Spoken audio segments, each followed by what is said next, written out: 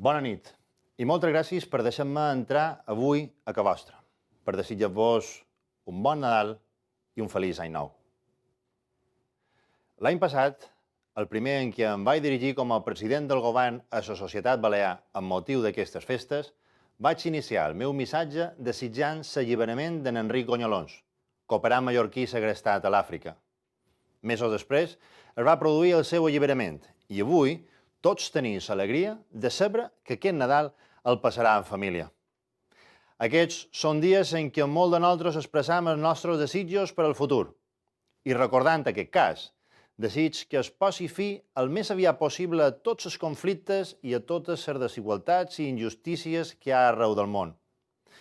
En èpoques de dificultat, com l'actual, és necessària la unitat per afrontar els reptes que el dia a dia ens posa al davant. Reptes que tenim com a persones, com a integrants d'una societat, perquè segur que allò que hem de fer ens sortirà molt millor si tots ho fem junts, perseguint uns objectius comuns. El símbol d'aquesta unió, d'aquesta fortalesa, es reflecteix avui, més que mai, o almenys d'una manera molt considerable, en les famílies.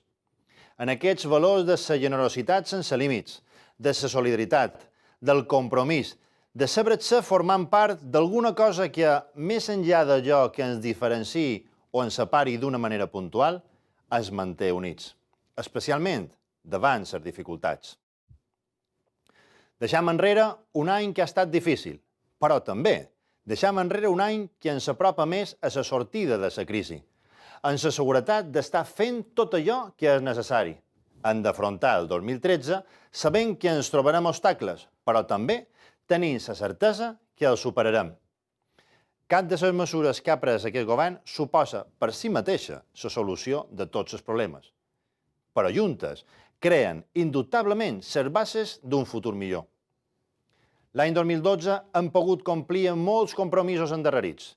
Hem avançat en la reforma de l'administració i tots hem pogut gaudir d'una bona temporada turística i dels efectes que ha tingut. El nostre esforç està centrat principalment en la creació de llocs de feina. Per això, vull llançar, de nou, un missatge d'esperança. Un missatge d'esperança per a les persones que avui no tenen feina.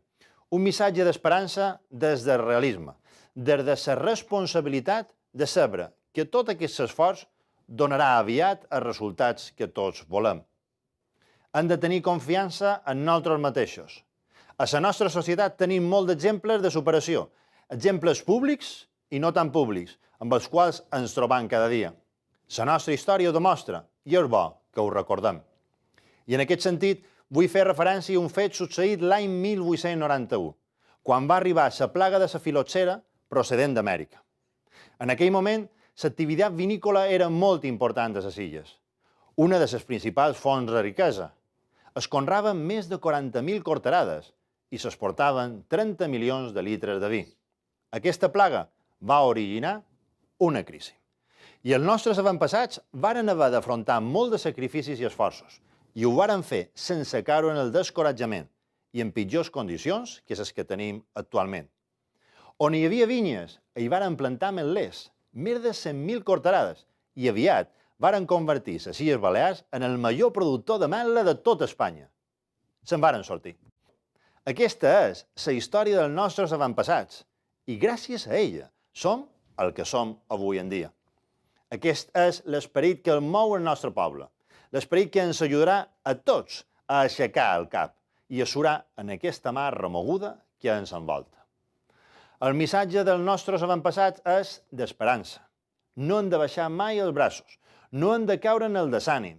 Ells visqueren en un temps i un espai molt més complicat i difícil que el nostre i varen saber sortir-se'n. Per això, nosaltres avui som aquí. Ara iniciem un any nou. Un nou repte per tots els mallorquins, menorquins, eivissens, formenterencs i tots aquells que resideixen a la nostra comunitat, aquells que viuen a les nostres illes.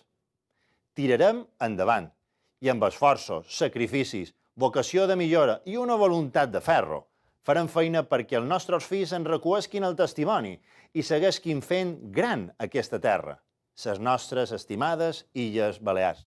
Per acabar, vull fer referència a un personatge històric que estarà molt present l'any 2013.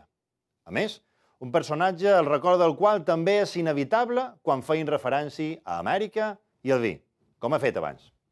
Un personatge irrepetible, per molts motius. Per la seva valentia, per la seva obstinació, pels seus compromís, pels seus ideals, per la seva filosofia vital, pel seu llegat. Em refereix a Miquel Josep Serra i Ferrer, Juníper Serra, i a la celebració dels 300 anys del seu naixement. Enguany, tindrem temps per tractar de la seva figura i de la seva tasca.